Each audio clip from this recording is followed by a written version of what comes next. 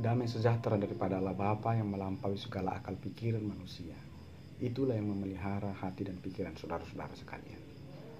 Hari ini kita akan mendengarkan isi hati Tuhan yang menjadi khotbah dan renungan. Pada Minggu Jumat Agung, kita mengenang tentang peristiwa kematian Tuhan yang menjadi manusia. Kematian kemanusiaan yang dipakai Tuhan untuk menjadi penebusan bagi dosa-dosa manusia, bagi yang percaya kepadanya. Diambil dari Matius pasal 27 ayat 45 sampai 56. Beginilah firman Tuhan. Mulai dari jam 12 kegelapan meliputi seluruh daerah itu sampai jam 3. Kira-kira jam 3 berseru Yesus dengan suara nyaring, Eli, Eli, lama sabachthani. Artinya, Allahku, Allahku, mengapa engkau meninggalkan aku? Mendengar itu, beberapa orang yang berdiri di situ berkata, ia memanggil Elia. Dan segeralah datang seorang dari mereka, ia mengambil bunga karang, mencelupkannya ke dalam anggur asam, lalu mencucukkannya pada sebatang bulu dan memberi Yesus minum. Tetapi orang-orang lain berkata, jangan, baiklah kita lihat apakah Elia datang untuk menyelamatkan dia. Yesus berseru pula dengan suara nyaring, lalu menyerahkan nyawanya. Dan lihatlah, tabir bait suci terbelah dua, dari atas sampai ke bawah, dan terjadilah gempa bumi, dan bukit-bukit batu terbelah, dan kuburan-kuburan terbuka, dan banyak orang kudus yang telah meninggal bangkit. Dan sesudah kebangkitan Yesus, mereka pun keluar dari kubur, lalu masuk ke kota kudus dan menampakkan diri kepada banyak orang. Kepala pasukan dan prajurit-prajurit yang menjaga Yesus menjadi sangat tertakut ketika mereka melihat gempa bumi dan apa yang terjadi, lalu berkata, sungguh, ya ini adalah anak Allah. Dan ada di situ banyak perempuan yang melihat dari jauh, yaitu perempuan-perempuan mengikuti Yesus dari Galilea untuk melayani dia. Di antaranya mereka terdapat Maria Magdalena, Maria ibu Yakobus dan Yusuf, dan ibu anak Zebedeus. Saudara, dalam Minggu Jumat Agung ini, ketika kita menang bagaimana Tuhan yang menjadi manusia dan kemanusiaannya itu harus disalibkan. Di dunia ini dan zaman milenial ini banyak orang yang menyangkal tentang peristiwa penyaliban Yesus. Sebagian orang berkata bahwa Yesus tidak disalib, tapi Yesus disamarkan dengan seseorang. Jadi bukan Yesus yang disalib, tetapi orang lain. Sebagian lain berkata bahwa peristiwa penyaliban Yesus itu adalah mitos dan dongeng. Tapi hari ini satu kitab, yaitu Matius, dia adalah seorang pemungut cukai.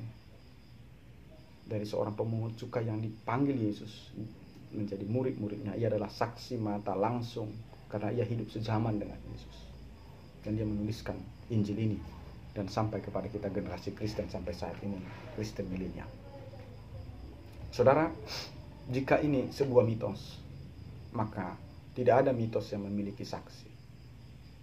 Segala cerita yang tidak memiliki saksi itulah mitos. Dan segala cerita yang tidak memiliki kronologi itulah mitos. Tapi apabila sebuah cerita, sebuah naskah itu memiliki saksi, ada yang mempersaksikannya dan memiliki kronologi secara historis seperti tanggal, jam, waktu, itu tidak dikatakan mitos, legenda, tapi itu historis, faktual dan benar-benar terjadi. Matius adalah saksinya dan berkata bahwa peristiwa kematian Yesus disalib itu bukan mitos, bukan legenda, tetapi sesuatu yang historis dan benar-benar terjadi. Karena itu ia menceritakan pada pukul 12 dan bercerita bahwa pada pukul 3 sore Yesus mati dan menyerahkan nyawanya. Saudara-saudara, ada banyak orang yang berkata, loh, kalau Yesus Tuhan, mengapa Yesus harus mengalami kematian? Yang mati itu bukan ketuhanan Yesus Kristus. Yang mati itu adalah kemanusiaannya. Karena Yesus itu adalah 100% Allah dan 100% manusia.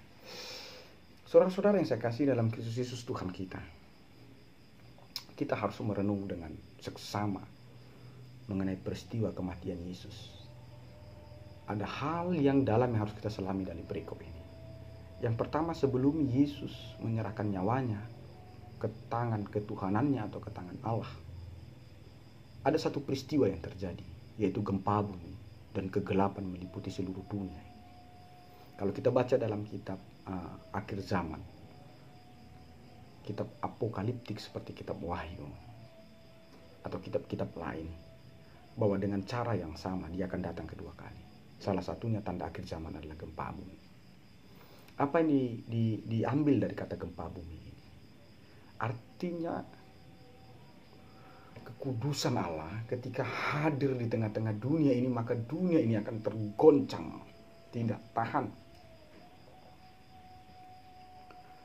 Akan terjadi, alam akan mengalami kekacauan ketika kekudusan hadirat Allah menghampiri dunia ini.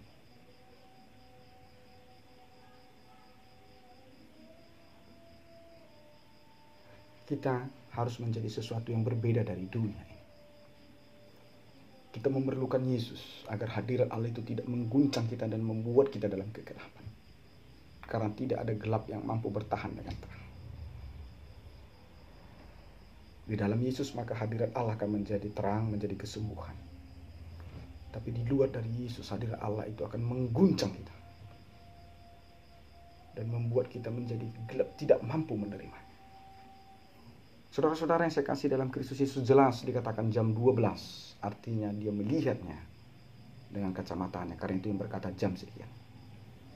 Saudara-saudara yang saya kasih dalam Kristus Yesus, dan jam 3 sore berserulah Yesus. Dia berkata, Eli, Eli lama sabachthani, yang artinya, Allahku, Allahku, mengapa kau meninggalkan aku? Seruan Yesus di puncak salib ini juga sering salah artikan oleh orang-orang yang tidak bertanggung jawab dan berkata Yesus bukan Tuhan. Jika Yesus Tuhan, mengapa ia berdoa kepada Allah?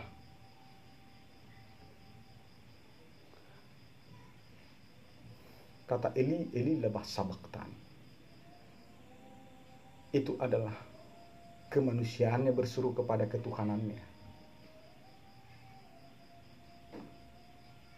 Kemanusiaannya mengalami kegetiran menahan perihnya siksa. Kemanusiaannya menyerahkan dirinya kepada keallahannya. Karena itu berbicara Yesus, kita berbicara tentang dua substansi. 100% God and 100% man. Eli lama sabachthani menerangkan bahwa kemanusiaan itu, kemanusiaan di dalam diri Yesus itu begitu dekat dengan keallahan itu. Yesus adalah menjadi prototipe bagaimana hubungan yang sempurna antara manusia dan Allah. Bagaimana tidak bisa lepas daripada Bapaknya. Yesus merasakan bagaimana penderitaan yang dahsyat itu menghujam kemanusiaan itu. Seolah-olah seperti ditinggalkan oleh Allah. Kita sering juga mengalami seperti itu. Masalah bertubi-tubi datang, sakit penyakit datang, kegetiran, ketakutan, problem ekonomi, problem keluarga, kekurangan di sana sini. Kita tidak sanggup menerima beban hidup itu dan kita merasa seperti kehilangan Allah. Karena itu dalam satu kor ada lagu yang menerangkan dia sedang mencari Allah. Lirik lagu itu kira-kira begini. Di dia do debata, di dia do debata. Eli lama sabachthani bukan menerangkan keterputusan antara kemanusiaan dengan Allah, bukan, tetapi adalah satu penghayatan betapa hidup ini akan sangat mengerikan jika kita ditinggalkan oleh Allah. Dan yang diucapkan Yesus tentang Eli lama sabachthani sesungguhnya adalah satu seruan yang mewakili kita. Karena Yesus mewakili kita. Kita yang harus ditinggalkan Allah karena dosa. Bukan Yesus karena kemanusiaan. Yesus itu suci dan tidak pernah berbuat dosa. Tapi semua dosa ditimpahkan kepada kemanusiaan Yesus. Eli lama sabachthani adalah sebuah seruan untuk mendoakan kita. mendoakan saya dan saudara. Saudara-saudara yang saya kasih dalam Kristus Yesus Tuhan kita.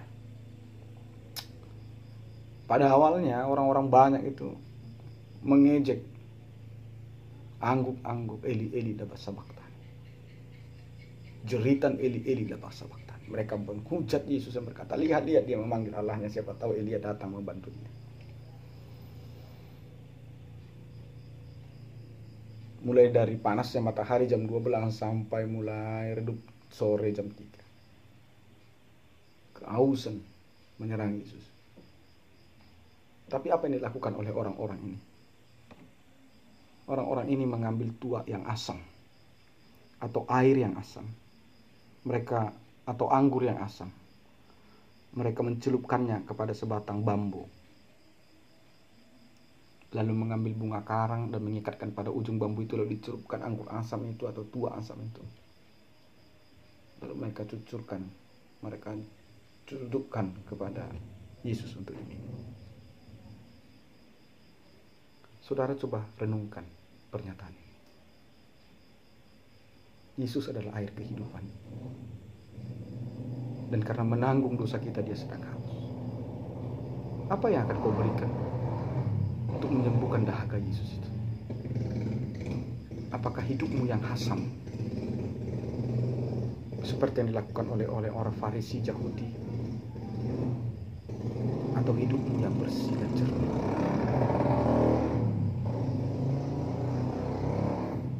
Di salib itu Yesus haus melihat kehidupan kita yang baik. Di salib itu Yesus haus melihat pertobatan kita. Siapa yang akan saudara tiru? Farisi itu atau orang-orang percaya? Yesus itu haus melihat hubungan yang baik antara satu jemaat dengan jemaat yang lain. Yesus itu haus melihat hubungan yang baik antara orang tua dan anak. Yesus itu haus melihat hubungan yang baik antara yang bertetangga, antara mertua dan menantu. Yesus itu haus melihat kebaikan antara rakyat dan pemerintah.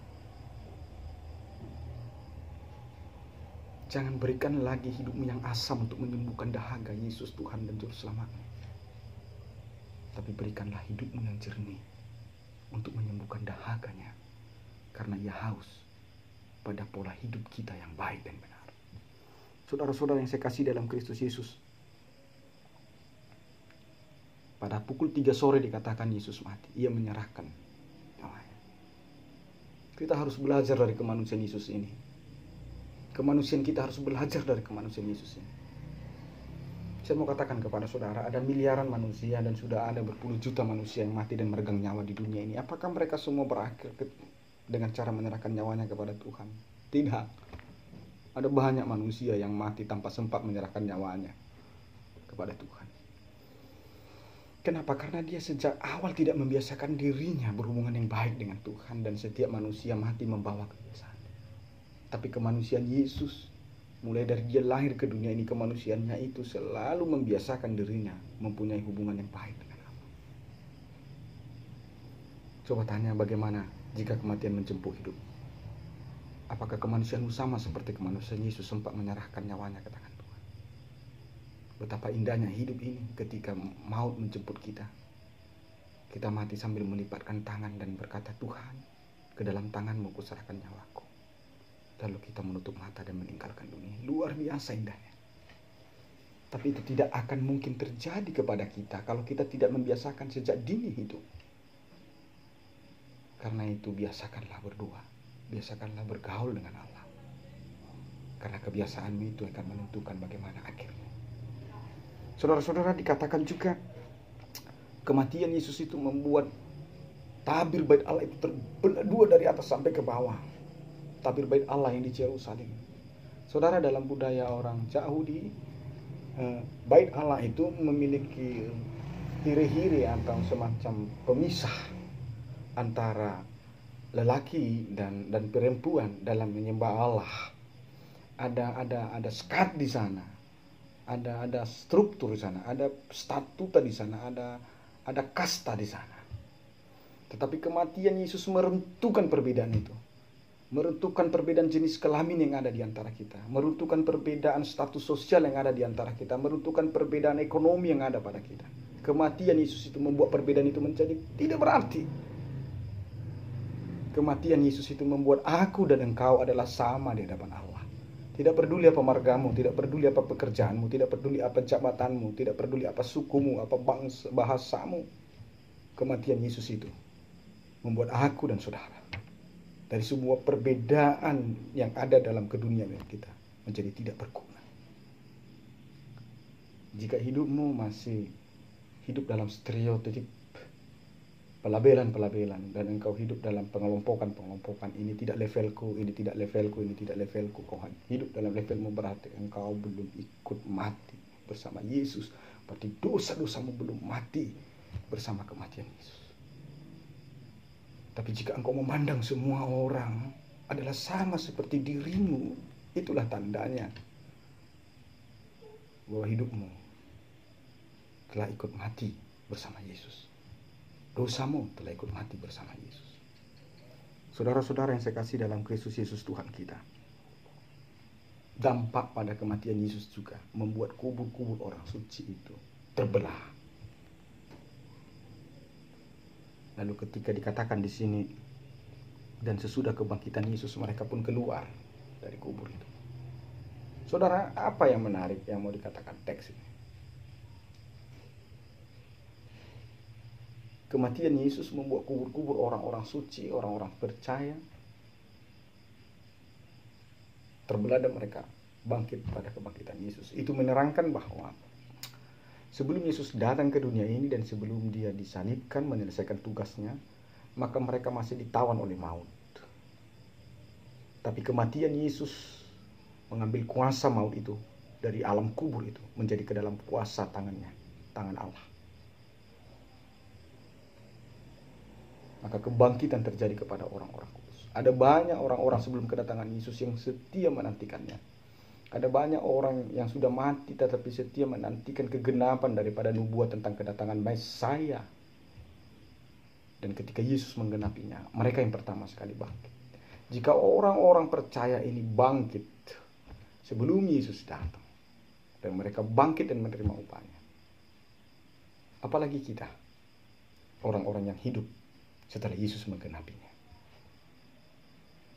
Apa yang terjadi pada orang-orang kudus ini, orang-orang percaya yang setia ini akan juga terjadi pada kita. Pada kedatangan Yesus kedua kali. Kuburan orang-orang percaya itu, orang-orang yang mati dalam kesetiaan itu akan terbelah. Seperti Kristus yang keluar dari kubur, begitulah juga nanti kita akan keluar dari kubur.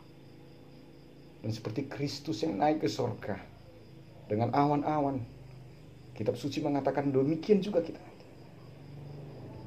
Pertanyaannya adalah, apakah engkau orang kudus itu?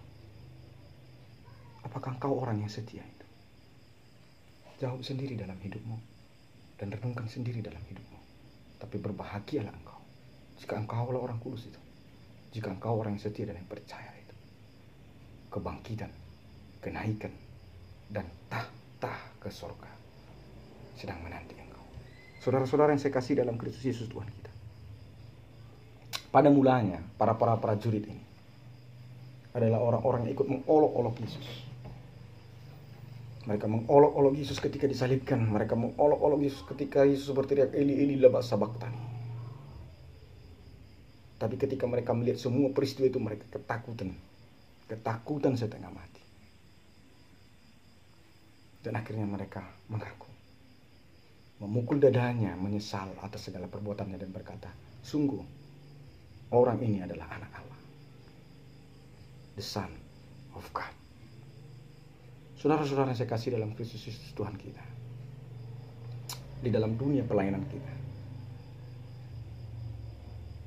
Ada banyak orang yang di awalnya adalah orang-orang yang membenci kita, mengolok-olok kita, menghina kita. Tapi jangan khawatir tentang mereka, jangan terpancing dengan mereka. Tetap teguh pada pekerjaanmu dan minta kepada Tuhan agar orang-orang seperti itu dijadikan Tuhan menjadi sahabat-sahabat kita, seperti para prajurit. Jangan alergi dengan orang yang dimulanya menghina, mengejek kita, mengolok-olok kita seperti para prajurit. Bisa saja pada akhirnya Allah akan menjadikan dia menjadi sahabat yang terbaik yang ada di sampingmu. Dan bisa saja sebaliknya, orang-orang yang pertama begitu dekat denganmu, pada akhirnya mereka adalah pengkhianat-pengkhianat yang paling jahat dalam hidupmu. Dan bisa sebaliknya, orang yang pertama-tama begitu menghujatmu, mengolok-olokmu, pada akhirnya mereka adalah pahlawan-pahlawan. Mereka adalah pejuang dan pendukung-pendukungmu dalam pelayanan itu. Kita tidak tahu bagaimana cara kerja Tuhan, tetapi Alkitab mengatakan, di dalam kematian Yesus, musuh bisa menjadi teman. Jika para pengawal ini, orang yang tidak mengenal Tuhan ini dan tidak percaya kepada Tuhan ini, mau memukul dadanya dan mengaku dosanya dan percaya bahwa Yesus adalah anak Allah, Tuhan Mesias, mengapa kita sulit memukul dada kita, mengaku dosa kita dan menyerahkan hidup kita pada Yesus adalah Tuhan? Renungkan sendiri dalam Jumat Agung ini. Saudara-saudara yang saya kasih dalam Kristus Yesus Tuhan kita, jika saudara bertanya, apa yang harus kulakukan agar aku menerima kematian Yesus ini dalam menebus dosaku? Dikatakan ketika Yesus mati, maka ada perempuan-perempuan atau murid-murid Yesus, dan diwakili dari Maria Magdalena, Maria ibu Yakobus. Mereka dari Galilea. Mereka meminta agar mereka merawat tubuh Yesus yang telah mati itu. Yesus sudah naik ke surga dan kita tinggal menunggu kedatangannya. Tapi di dunia ini dia meninggalkan tubuhnya untuk kita rawat. Apakah itu tubuhnya untuk kita rawat?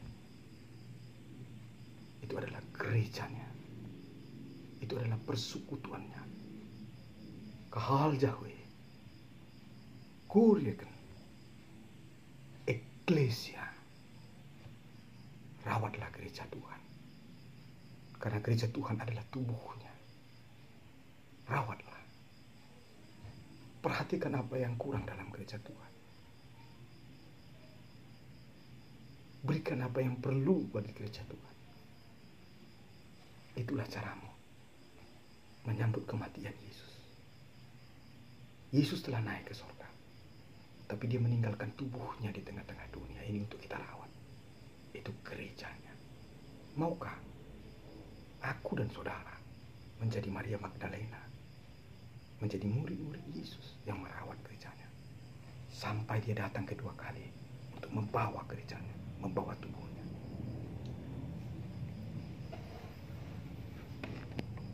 Jumat Agung ini mengambil rema pengorbanan Yesus yang menyelamatkan. Begitu indah kematian Yesus. Dan mudah-mudahan, dan bukan hanya mudah-mudahan, amin, ya dan pasti, baiklah juga kematian setiap orang percaya juga adalah mati untuk keselamatan. Jika aku mati sebagai orang yang merugikan banyak orang, aku gagal sebagai Kristen, aku gagal sebagai orang percaya. Tapi jika aku mati dan aku telah menjadi berkat bagi banyak orang, aku mati sebagai seorang Kristen, aku mati sebagai seorang pengikut Kristus. Bagaimana dengan Anda? Selamat merenung. Renungkanlah setiap tetes bilur-bilur darah Yesus yang menetes. Renungkanlah setiap teriakan kesakitan Yesus, tusukan duri yang meremukkan tulang kepalanya. Renungkan bagaimana kesakitan Yesus ketika paku 10 inci menembus telapak tangannya dan kakinya. Renungkanlah. Yesus mati bukan karena dosa yang dia buat, karena kesalahannya dia tidak pernah berdosa. Dia mati karena kesalahanku dan kesalahan. Renungkanlah. Apa engkau mau menyanyiakan pengorbanan Yesus itu? Jika engkau mengaku kau berdosa, sekarang lipat tanganmu, kita berdoa. Tuhan berkati setiap orang yang mengaku tentang dosanya. dan berkati setiap orang yang mau bertobat. Dalam nama Yesus, tercurah Roh Kudus kepadanya agar Roh Kudus memimpinnya mengenal Engkau lebih baik. Dalam nama Yesus kami berdoa. Amin. Tuhan memberkati saudara-saudara sekalian. Selamat menghayati Jumat Agung. Shalom.